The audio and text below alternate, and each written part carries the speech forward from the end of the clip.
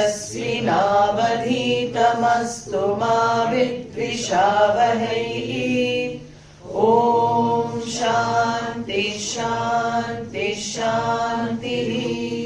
गुरुर्ब्रह्मा गुरुर्विष्णुः गुरुर्देवो महेश्वरः गुरुः साक्षात् परं ब्रह्म तस्मै श्री गुरवे नमः।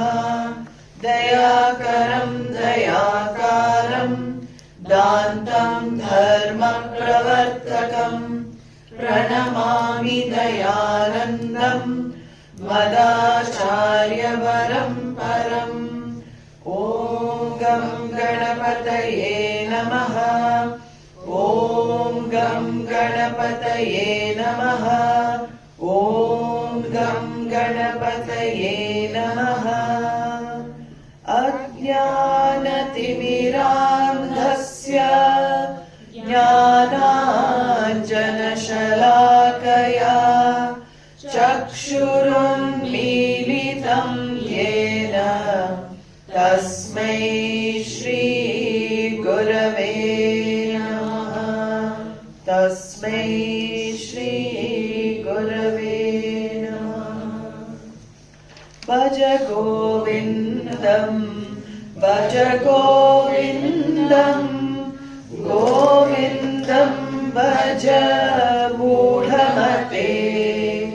सम्प्राप्ते सन्निहिते काले सम्प्राप्ते सन्निहिते काले नहि नहि रक्षति दुःकृन्करणे।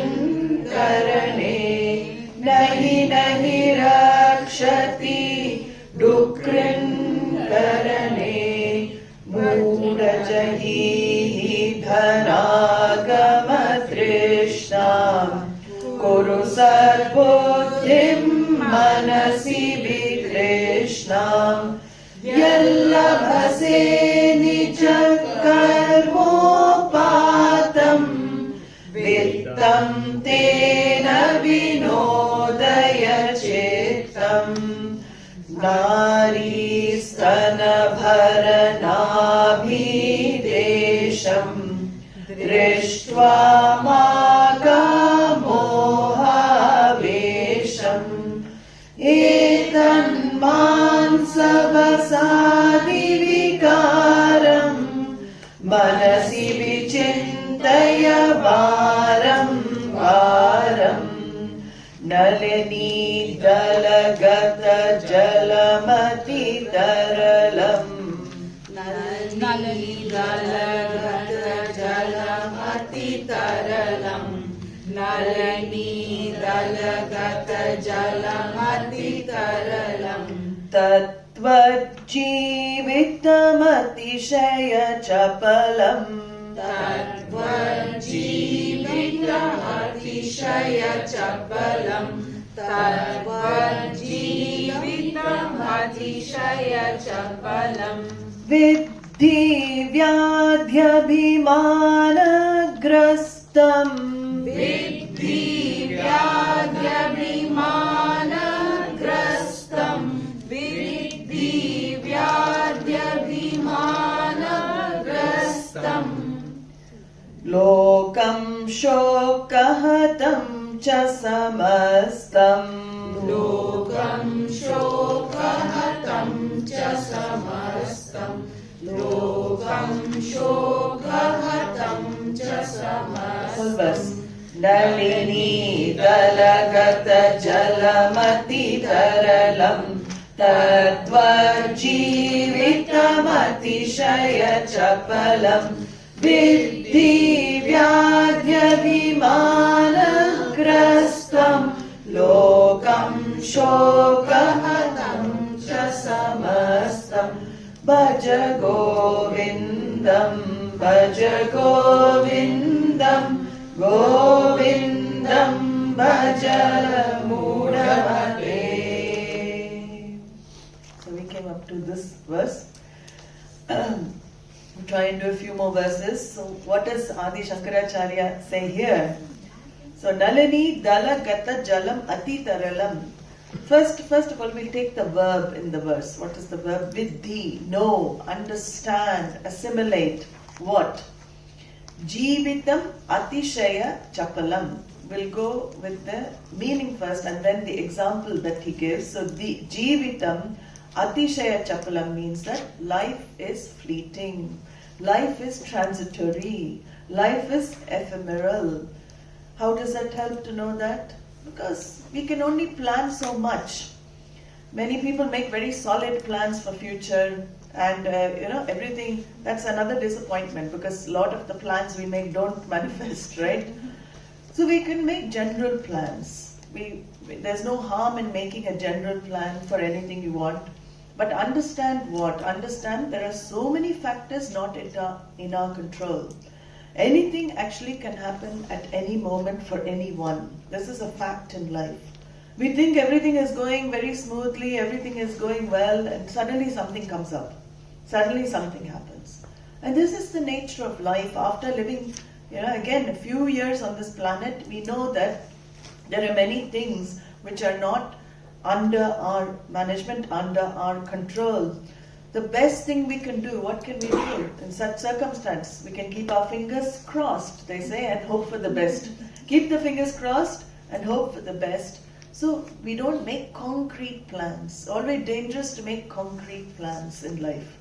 When you say concrete, a solid plan, when it doesn't happen, when it doesn't manifest, what happens? Disappointment, depression, dejection, all of this consequence.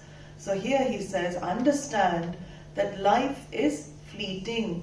Ati Taralam. Ati Taralam means that it is a drop in the flow of time. Where is life? This life. So many decades, millennia have gone by. We're in the, year 2000. Before time was even written, how many millions of years have gone by? So it is very, very fleeting. Even the rocks, you go to the mountain range. Recently I did a retreat in England in a very, very ancient part of the coast. So it's called the Jurassic Coast.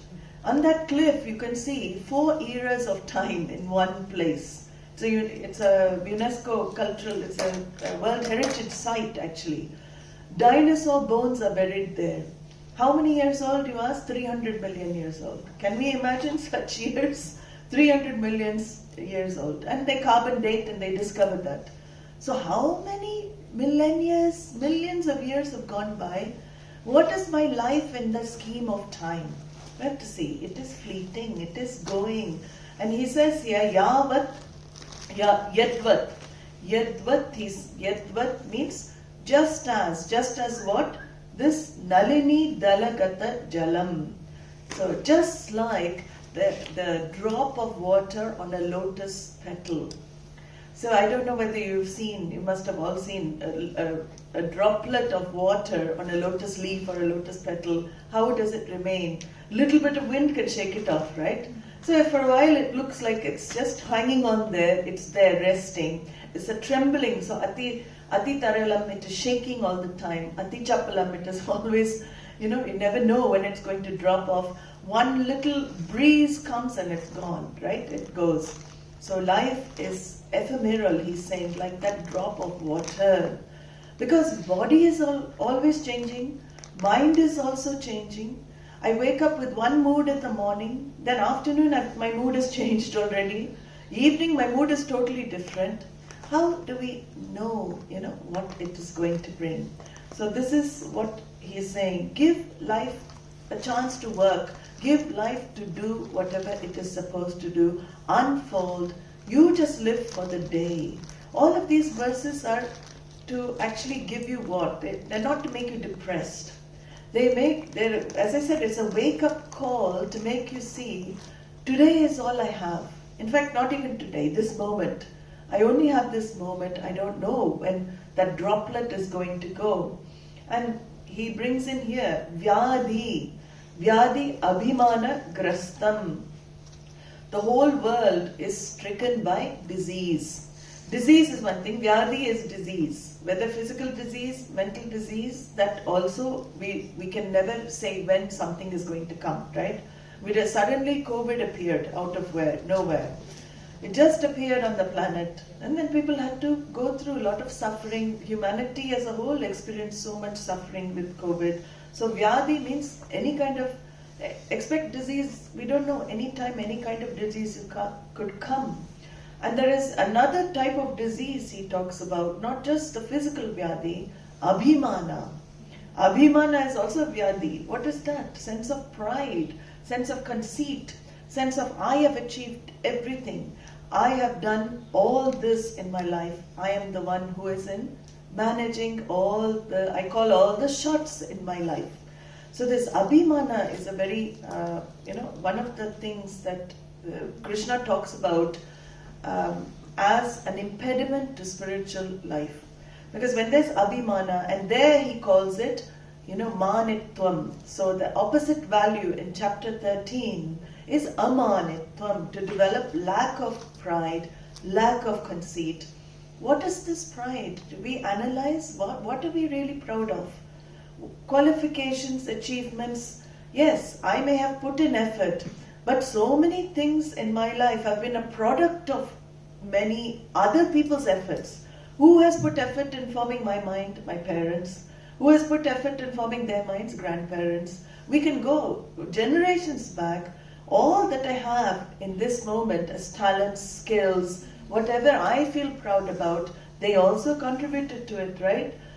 Also my teachers contributed. Teachers have also gone to mold my mind. They've gone to mold my future. So many other factors have contributed to any success I claim to be mine in this moment, right?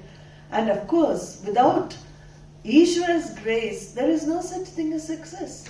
Ultimately, it is Ishvara's grace that provides all success for every human being. So this Abhimana means see with humility that whatever has been achieved by you is because of many factors that you have to be thankful for. Not that people have to thank you for. You have to be thankful for those factors. So this, I am so and so, I have so many qualifications, I am this much, that much. Although in the world we're asked to be like that, right? When we write on our CV or resume, we have to broadcast ourselves. That is where we have to be, objective. It's called objective. So when in Vyavahara, transactional reality, when I'm applying for a job, I can't say, no, I'm sorry, I have this, but I don't want to really talk about it. Nobody will hire you. So without Abhimana, you can also act, that. You can see yourself, if you see yourself as a third person, suppose, I'm looking at, I'll take Niru as example in front of me. I'm looking at Niru as a third person here. What does Niru have? Niru has all these talents, all these qualifications. I can write that down without involvement in it, right? I can say it, I can express it, which is a fact. I can express my talents, my skills, seeing myself as a third person. This is a very good habit, very good technique to actually take yourself out of the emotion attached to all of that. As if you are, a friend. You neighborize yourself. You are a friend to yourself. How will you sell your friend? You will of course broadcast your friend. If you want a friend to get a job, would you not help your friend write a very good resume and CV? You will. So in the same way, be a friend to yourself. It is not with the I have done. That is the thing that Abhimana, that Abhimana says that one should, reduce, that Abhimana should be reduced. So humility is seeing the greater picture in one's life, to see everybody has contributed, and also to be objective over my talents. Yes, I have achievements, but I'm objective.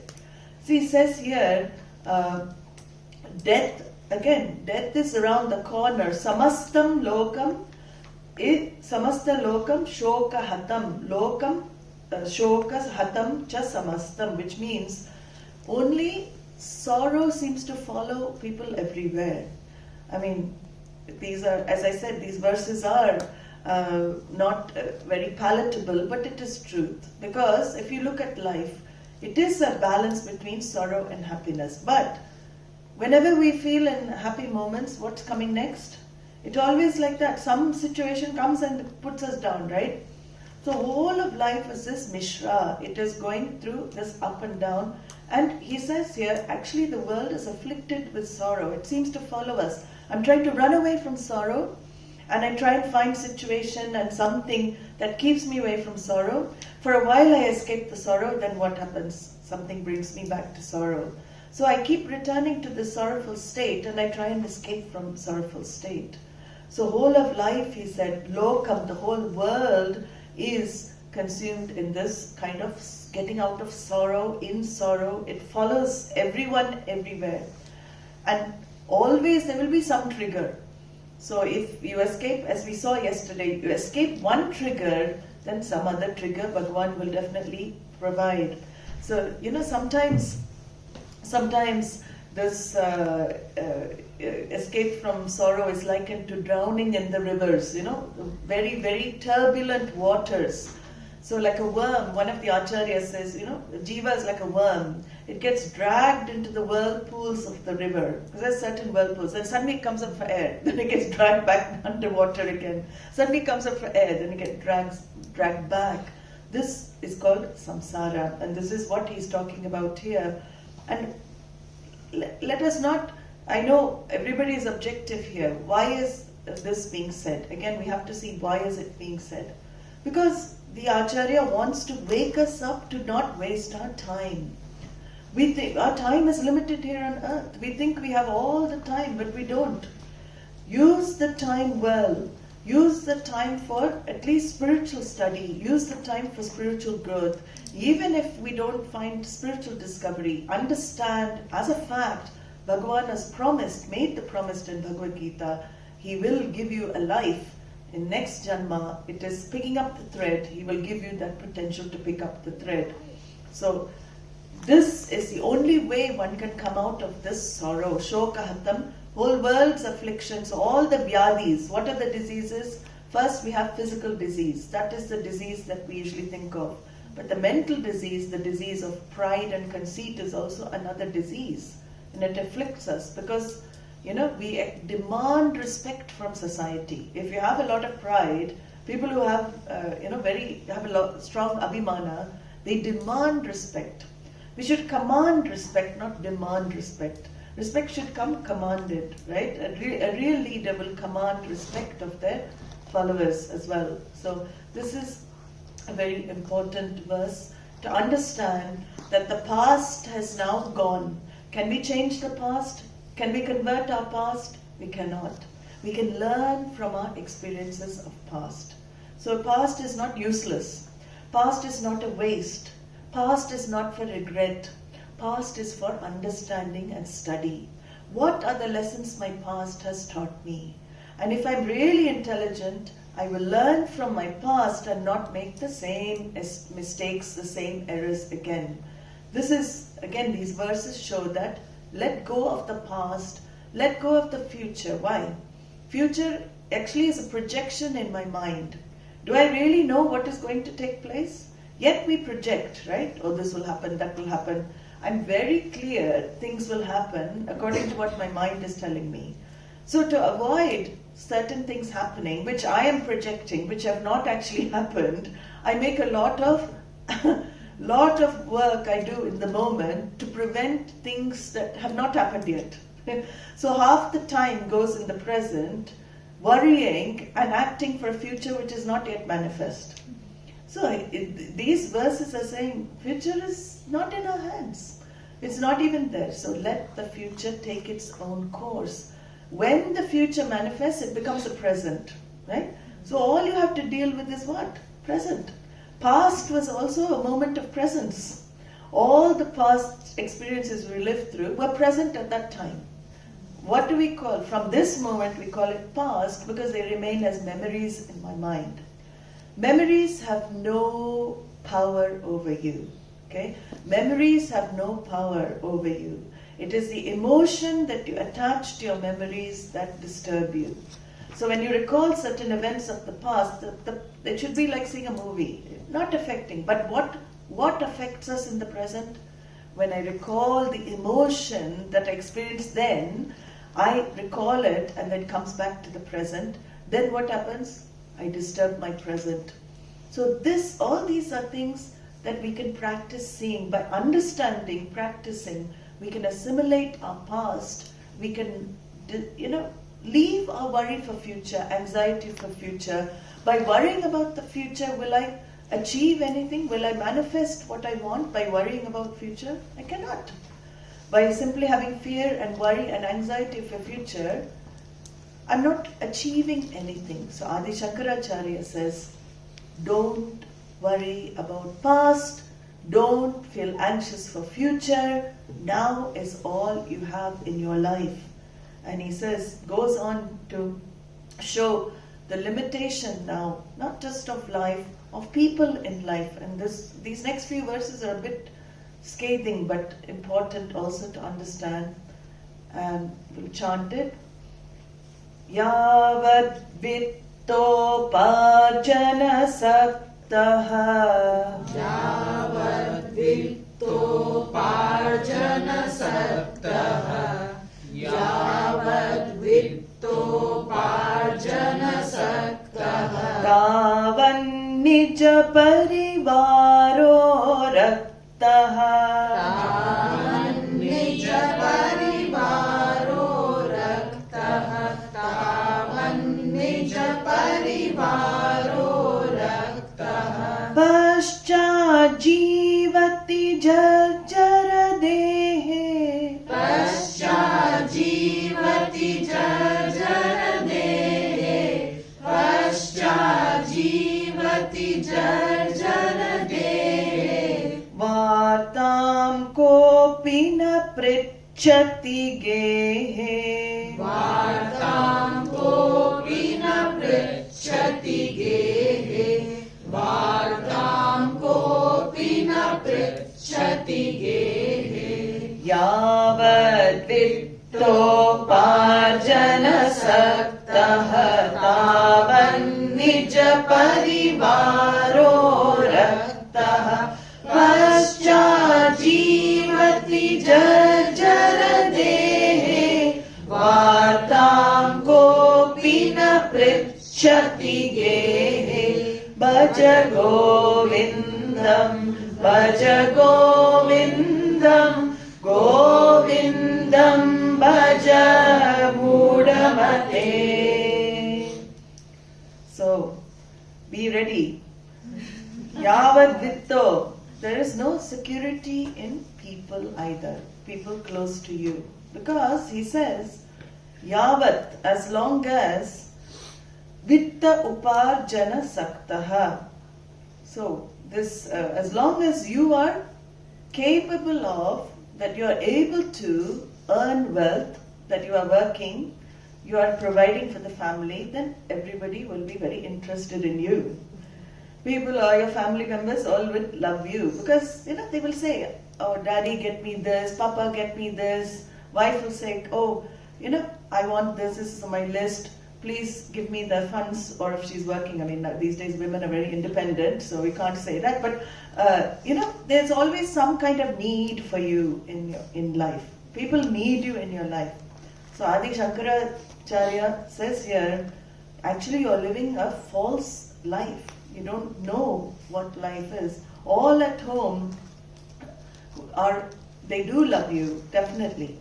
And we can't say all families, of course, this is a very general verse, okay? But generally we see, people do love when you are fit and fine and you are healthy and you're providing and you're giving them all the needs are being met and you're giving them everything they want for their needs to be met. So the children look up to you, the wife also looks to you. We can also have it the other way, although this is a man writing. See, the husband looks to you. Women also, it applies the same way. So we'll say spouse. And you feel, I'm giving a good life. And you become a workaholic actually. Many people are like that. They work, work, work. I'm doing it for them. I'm doing it for the children. Are you really doing it for the children? Are you really doing the work for the spouse? It is because you can't stop working, you're working. That's called workaholic. Because you can't sit with yourself and you can't be with the family, you keep working, right? So this, as long as you're working, you have provided money, you have provided property, all of this, then the children and the wife, everybody will think you're amazing because they look up to you. Look at the father, look at what he's accomplished, or look at the mother, look at what she's accomplished. Everybody would look. Yavat kalam vitta uparjana saktaha. You are capable of earning all the wealth, then they will be raktaha. So saktaha, raktaha, tavat, tavan nija parivaro raktaha.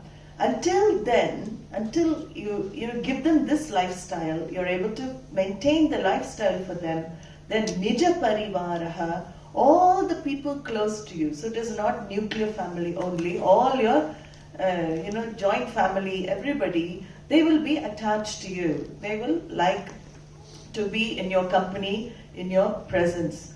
And we have to be honest, we also love to feel needed and wanted. As human beings, who does not want to feel needed and wanted?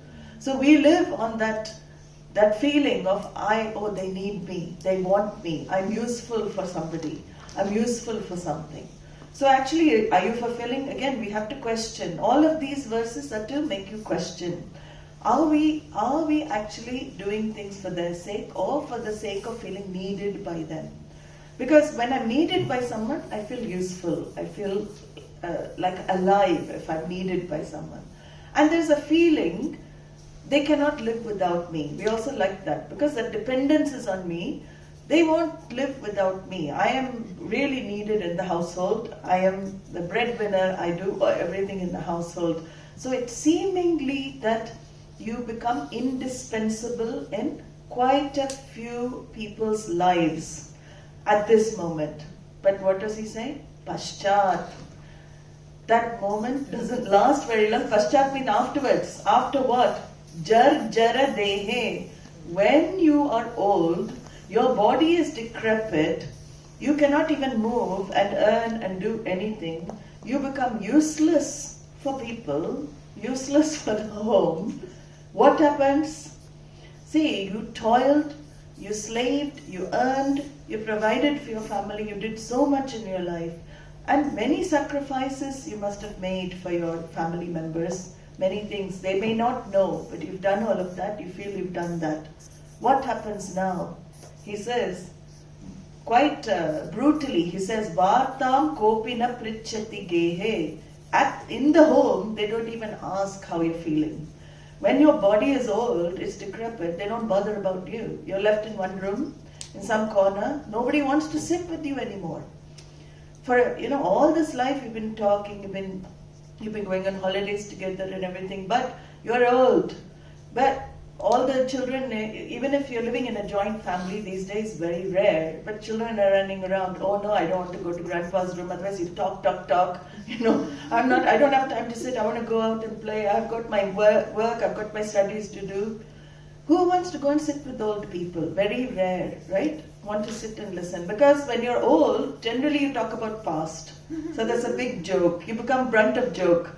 In the good old days, anywhere you are, the good old days, this happened. Were they really that good when you're going through? It is just your projection, they become good old days. But when you were living that time, it wasn't so good. You had to go through a lot. But somehow the mind is able to sift out all the negativity from past and make the past look like it was amazing. What an amazing past. Look at today's day and age. What are the children going through? What's happening to the world? That time also, you might have lived through war and famine and all that, but you forget all of that. The good old days, And children, generally, grandchildren don't want to listen about good old days all the time. Because all you'll talk about is good old days. There's nothing else. And that's why, Vartam api kopina prichati gehe. Can you imagine, in 1200 years ago, the same problem was there with elderly, having this feeling with elderly. Even if you're in the same home, people don't want to have much to do with you. They will just go on with their lives. The same people you brought up, the same people you provided for, same people you sacrificed so much for, they don't want much to do with you. Not maybe because they can't stand you there or anything. Maybe it's not for that reason, but people are busy with other things, right? People are busy with their lives. Where does somebody have hours to spend with the elderly, to sit with your older parents? So people are busy, and then you become a burden as well, right? This is what people, anayasena maranam. There's a verse like that. Please, Bhagavan, take me away quickly so I don't become burden on anyone. People feel burdened. Why? Because with old age comes other issues, health issues. So doctor's visits. You have to depend on somebody to take you to the doctor. You have to go to the pharmacy, get the medicine. All of these things become, a burden for others as well. And one of the other very unpleasant symptoms of being old, becoming old, is a sense of loneliness. Because your spouse, you can't go together. So one or the other has to go at one time. Then one is left behind, right? Always difficult for the one left behind. So there's a sense of loneliness as well that develops. And why is Acharya saying this? Because he's saying, use your time wisely now so you prepare for that time when it comes. All this study is for what? It is not only for Atmajnanam. It is not only to discover the self. It is to give you the strength to face old age when everything is being taken away from you. If you discover the peace now, immersing yourself in this knowledge, when you reach old age, you can be happy and be old. Do we not want to be happy and old? We're not dependent then. Whatever happens, it happens. We're not dependent on anybody. And people who are non-demanding old people, we love to be with, right? There's not many very few non-demanding elderly, but the non-demanding elderly become a source of namaskaras from us. We want to go to them. We want to ask their advice. The elderly who are bitter and they want, you're not spending time with me. You're not asking me for advice. You're asking your wife for advice. Why you're not asking me for advice? Then we won't go near. But those people who are really wise, they have understood life. They become like gurus in their family. So people look for those wise elderly. They actually do namaskarams to them. We want to be one of those elderly members, not the ones that burden others. So this is a very difficult fact to stomach. But this is what the Adi Shankara says. Everybody, and this verse, next verse also, this verse shows that what? Atmanastu kamaya sarvam priyam bhavati. In fact, everybody is after their own happiness. Atmanastu kamaya sarvam priyam bhavati, Upanishad says, which means what? Everything is loved for your own sake. Nothing is loved for the other's sake. Whatever we love is for our own sake. Our family members are loved for my sake. I see this not for their sake. So when people are not of use, so they don't trigger the police self, then I will keep away. So human beings are like that. So this is an important verse, these important verses to examine oneself and how one is living. In the next verse also he continues, he says, Yavat pavano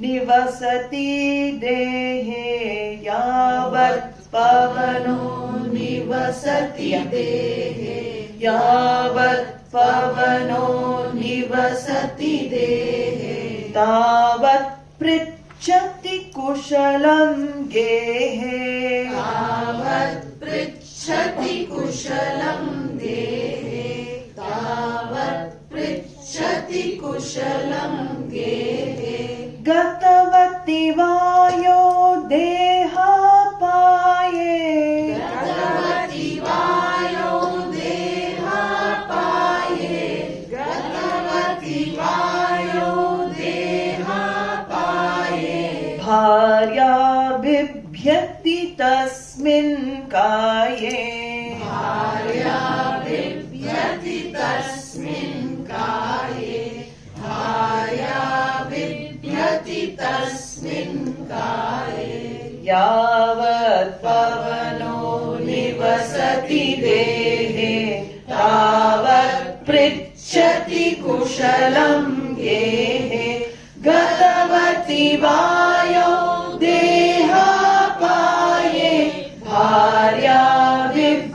bhavati tasmin kaye. Bhaja Govindam, Bhaja Govindam, Govindam Bhaja Mudamate.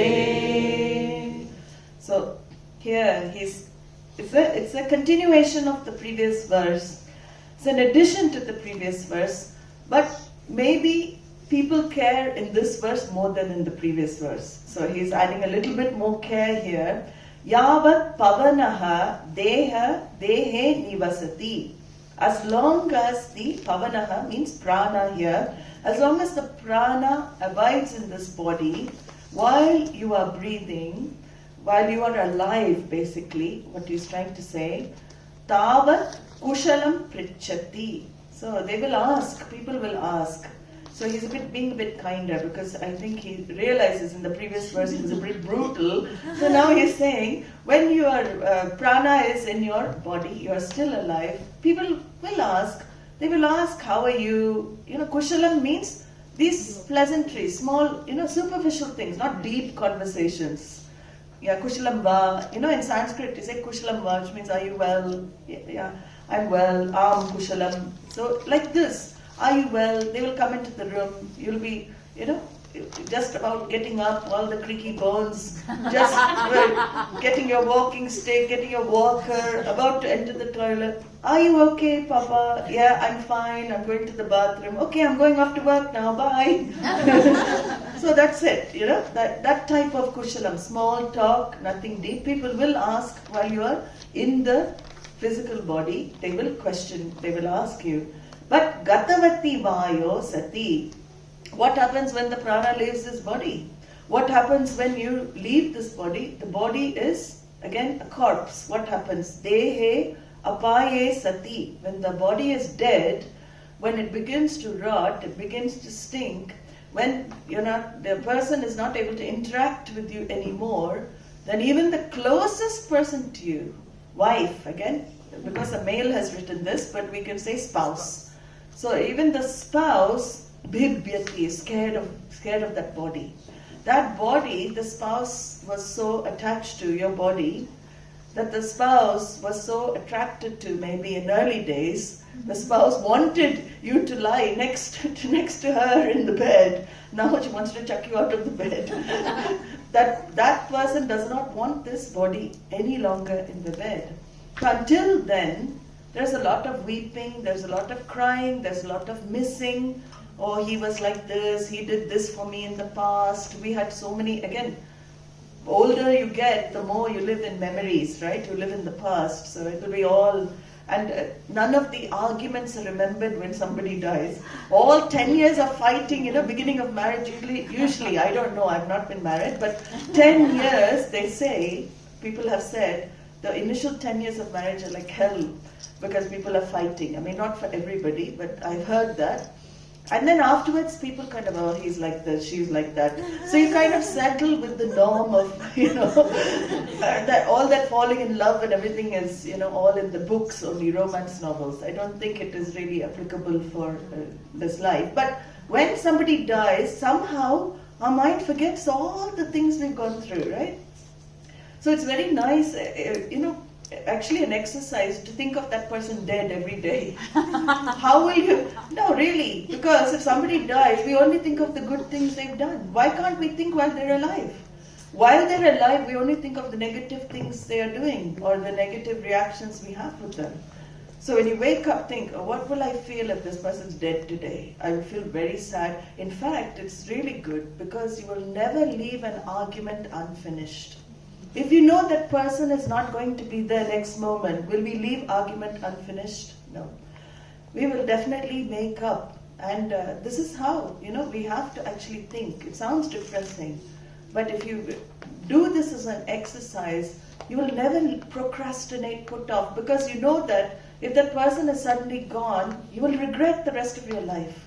If you leave with some kind of breakage, anything like that, the relationship, you will regret. And we don't want to live our rest of our life in regrets. We don't know what we're going to have. So here he says, even though you're crying, the wife is crying, even though the wife is missing, at least 13 days we have in, Bharat, Antyeshti karmas and everything for crying, weeping, missing. Then I'm not saying 14th day they spring to action again, but generally after course of time, people continue with their lives, right? It is not we cannot live in a depressed state all of our lives. Then our focus shifts to our children. Our focus shifts to grandchildren. Usually so it is shift of focus. This is how things are happening. So here he says that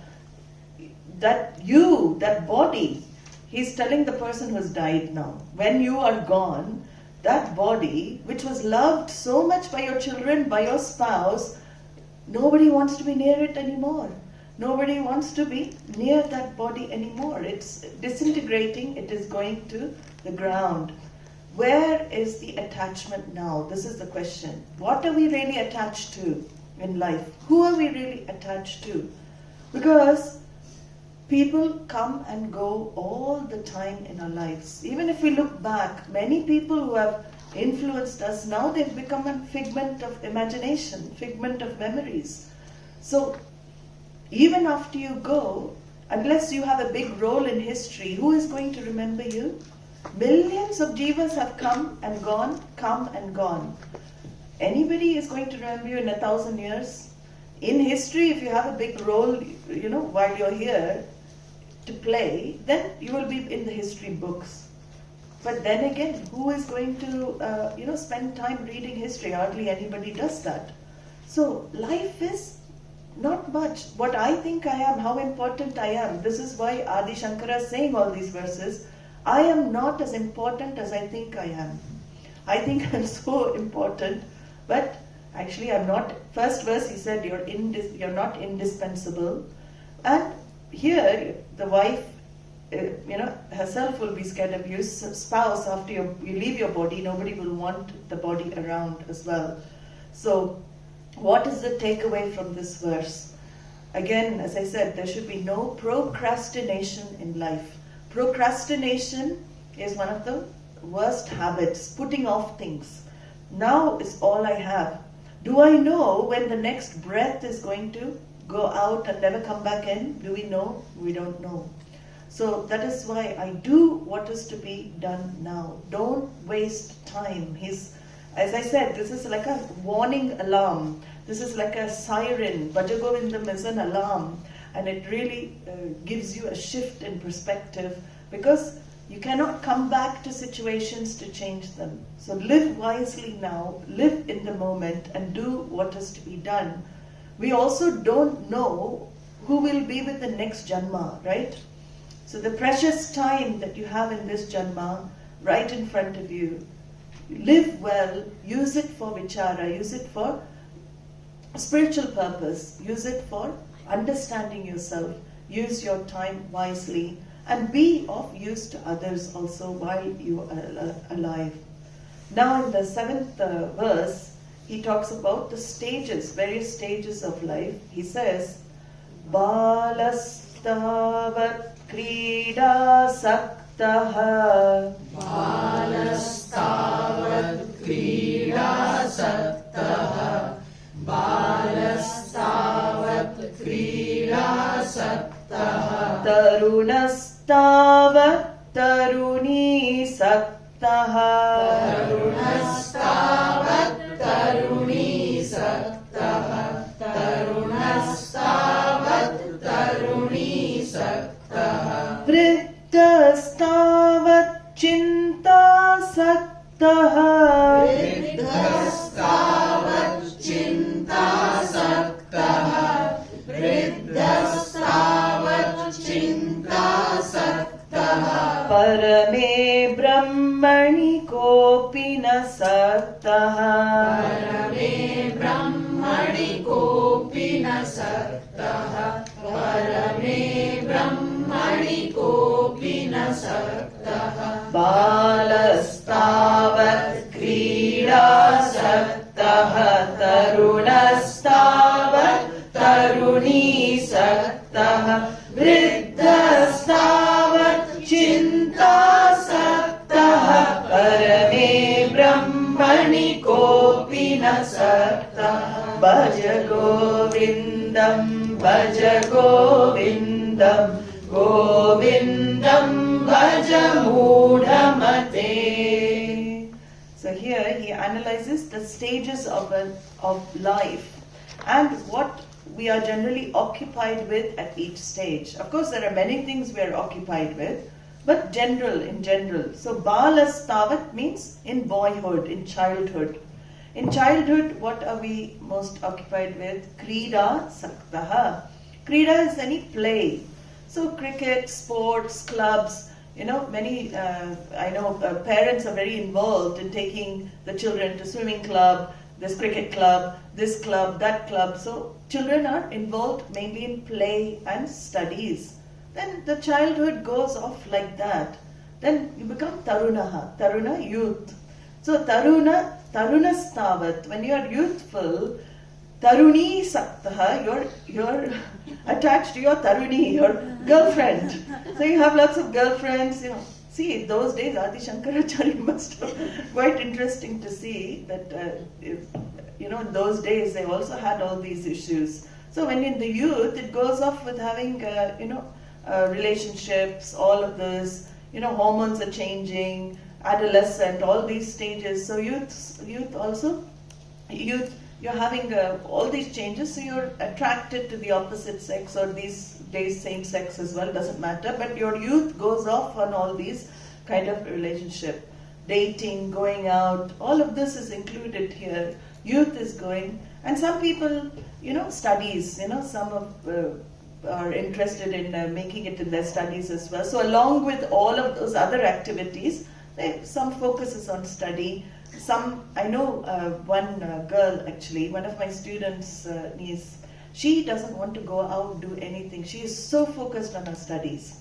She got very high rank in the exams, but they all totally taken by her because she is very clear what she wants in life. She's very clear with her profession, career, and that type of focus in the age of youth is very rare. Usually we don't have, because peer pressure, everything, she doesn't succumb to peer pressure. So totally focused on this. But generally, Taruni Saktaha, it is a general statement. You will be attached to going out, having friends, all of this. Then what happens? Vriddhastavat Chinta Saktaha. See, old age seems to go concomitantly with worries. Old age concomitant with worries. That means it's simultaneously with worry. More aging happens to you physically, mentally, then there is more worry. Why? First of all, the big worry is what? Who will take care of me?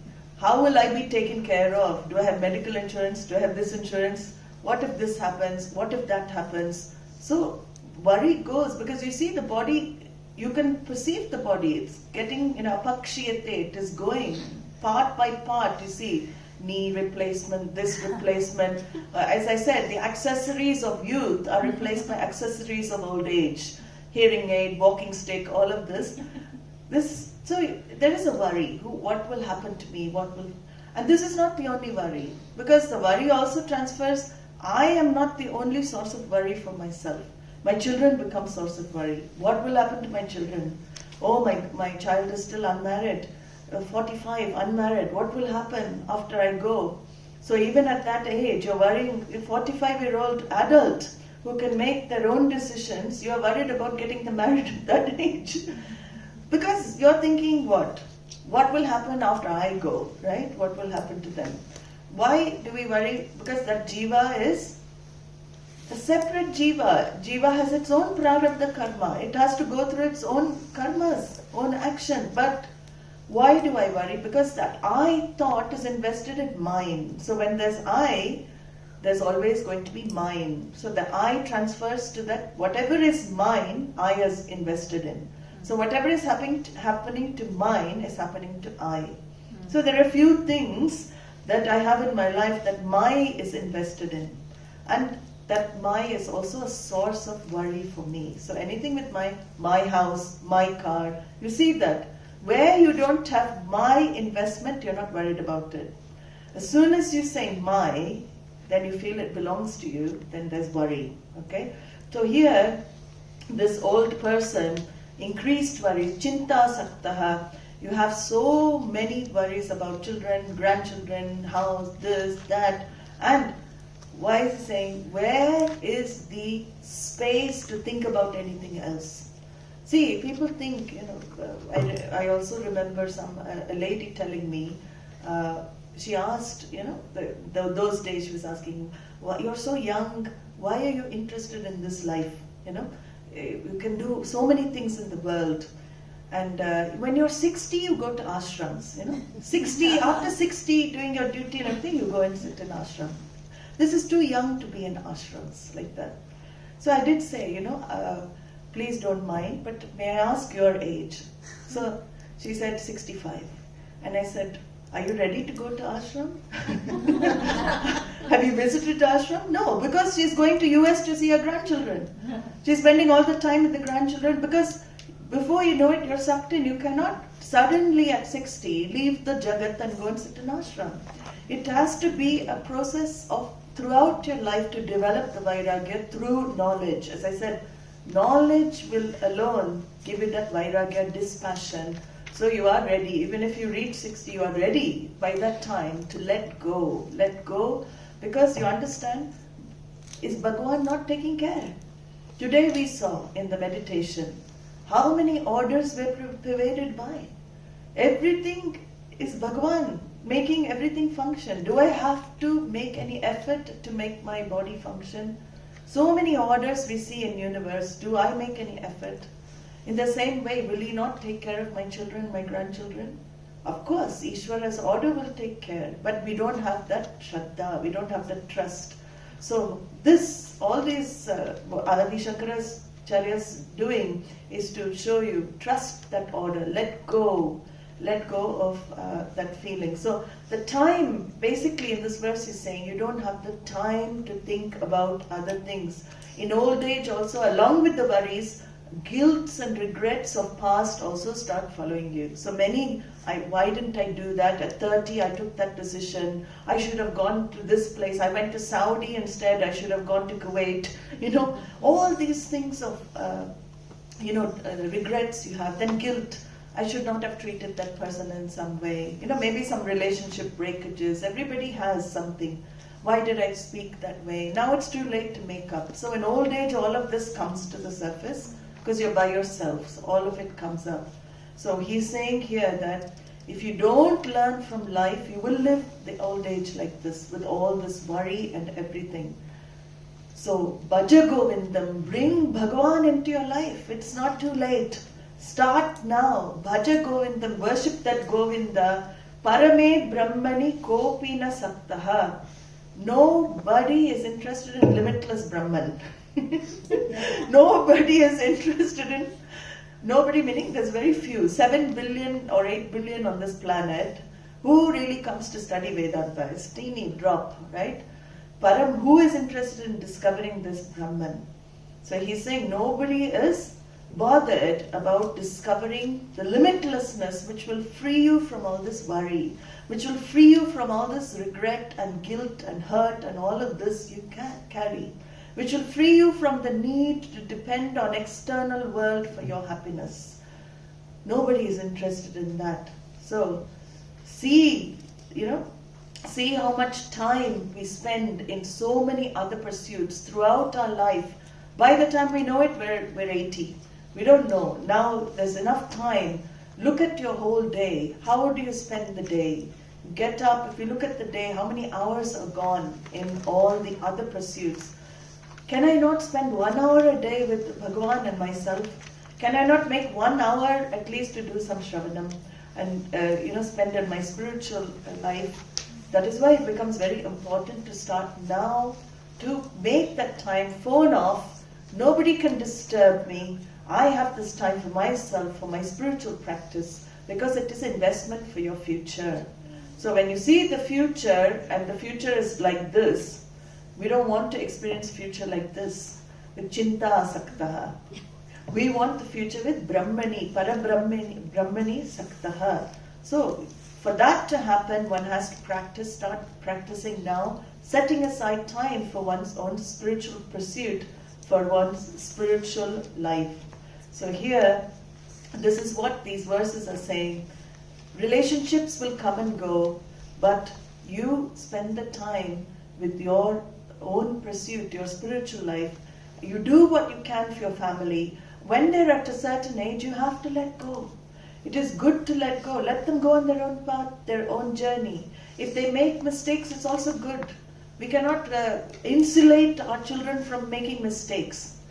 Children, it's good if they make mistakes and they learn through their challenges to grow. If we're constantly insulating our children, they will never learn. They cannot, they won't have the strength to face life. In fact, it's good to put, sometimes I think the tribals, if you look at tribal cultures, they have a lot of initiation steps, samskaras, like samskaras. And the children are put through real, quite difficult steps to become adult. So they have to live alone in the forest without any food, cook for themselves. They're trained, of course, where they get the food from. I've read tribal cultures like that. Why do the tribal cultures do that? It sounds like, if you did that in today's day and age, you will be arrested for abuse, right? Child abuse. Definitely somebody will take you to court. So we're not going to extremes, but I'm just saying, those children, their mental strength increases. The more we go through challenges in life, the mental strength increases. These days, I see children with no mental strength. They can't cope with anything. Little thing happens, and especially in India, the saddest situation is that they take their own lives. They can't, we find, I failed in this exam, I'll kill myself. I failed. It's life. We need to teach them this knowledge. Life is not all about one exam. There are so many things that can happen to you in your life. So this inability to cope with life is something we have to learn from, and we have to educate our children to cope with life. And the only way we can educate is not by insulating all the time. We have to, with support, allow them to face some challenges, but grow also mentally. So I think I'll just finish this off. Okay, this 8th verse, because it's linked to this. He says, Kate kanta kaste putraha. Kate kanta kaste putraha. Kate kanta kaste putraha. Samsaro yamativa vichitraha. Samsaro yamativa vichitraha. Samsaro yamativa vichitraha. Kasya tvam kaha kuta ayataha.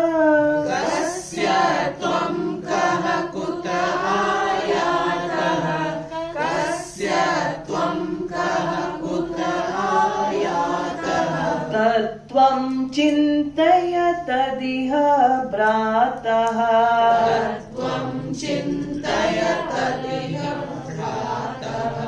Tattvam chintaya tadiha brataha. Kate kanta kaste putraha. Samsaro yamativa vichitraha. Kasya tvam kaha kutaya yataha.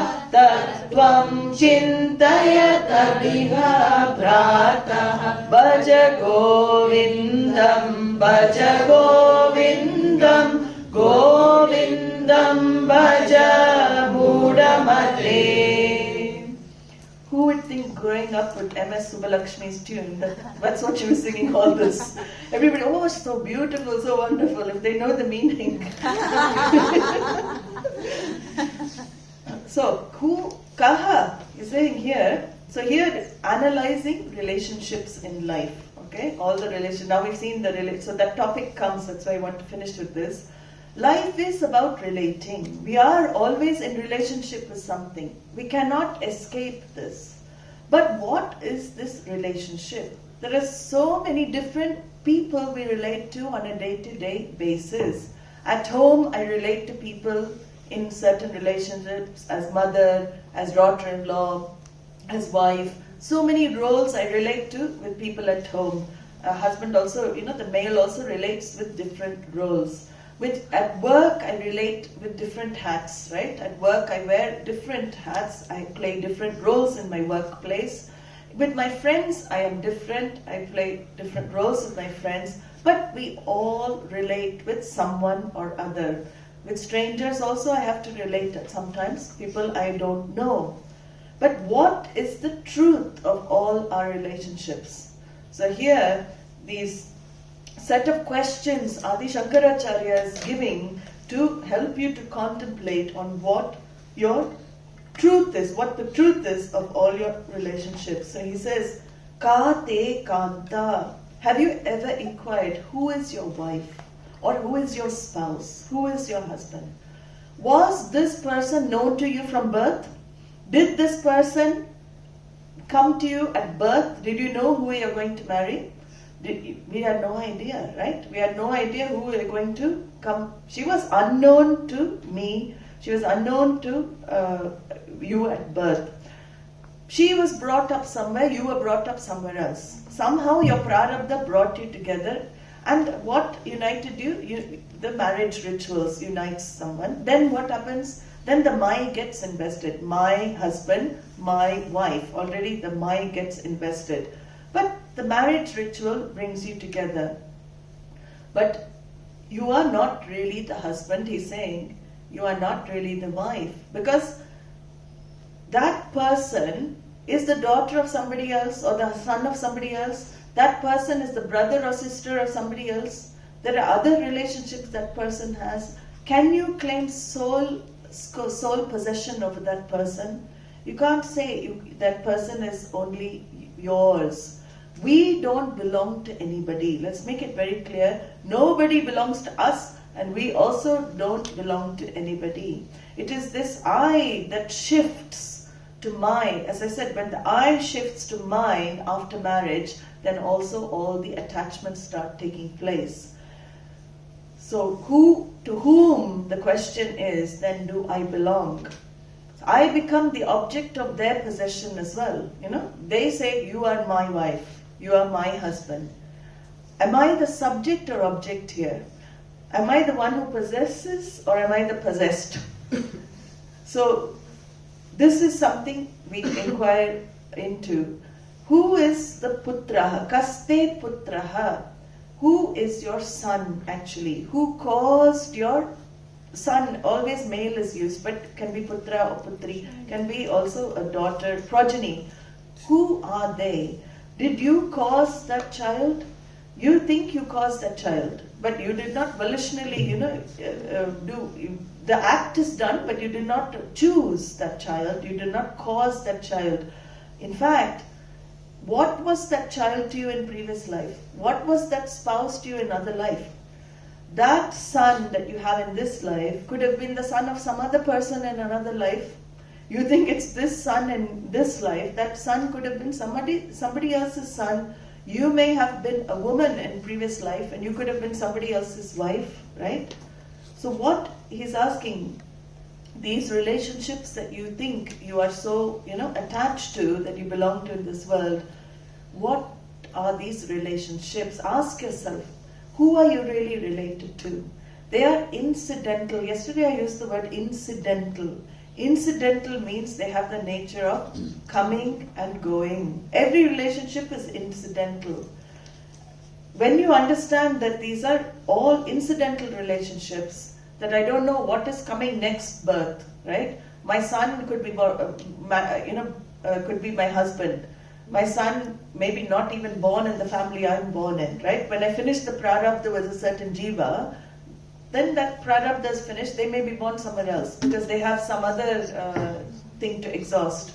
So these relationships are very, they are very, very illusory. They're not real.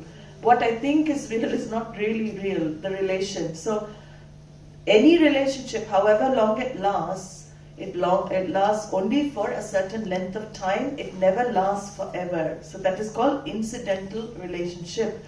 And this is something we have to ask. Then, vichintaya kasyatvam. think about this. He says, think about this, vichintya, think about this well, this law of relationships. Because the more you understand how relationships work, the more it will be easier for you to relate also. There won't be a heavy investment in your spouse and your children and the people close. Attachment is natural. We always say, you cannot say get detached, you cannot. But if you understand certain facts, you can reduce that heavy attachment by allowing people to be what they are, who they are, live their own lives. After a certain age, you have inculcated your value system in the children. One has to let them go and live their own lives. So here he's saying, think of all of these. And kasyatvam, do you belong to the jagat? Do you belong to kasyatvam? Who do you belong to? Do you belong to the jagat? This body definitely belongs to jagat. It's elements and elementals. Body belongs to jagat. Then where do I belong? Do I belong to Ishvara? Ishvara I have to first understand before I realize I belong to Ishvara, right? Do I belong to India? Do I belong to UK? Do I belong to Africa? Where do I belong? Body alone belongs to country, depending on where the body is born, right? But where do I belong? Do I belong to my parents? I don't really belong anywhere, because every relationship again is incidental. What is coming next life, God knows. All these people that I'm with in this life may not be there in the next life. Then he makes you ask, Kuta ayataha. Before this, how have you come here? Why have you come here to this earth? Why have you come to this planet? Before you came here, where were you? So all of these questions, what purpose? What for? What purpose have we come to this place? Why are we searching in this life? What are we seeking for really? Why are we doing what we're doing? We have understood from our Purushartha Nischaya that it is for happiness. It is for discovering freedom from sorrow. It's a search for limitlessness. That's what we are seeking through all we are here.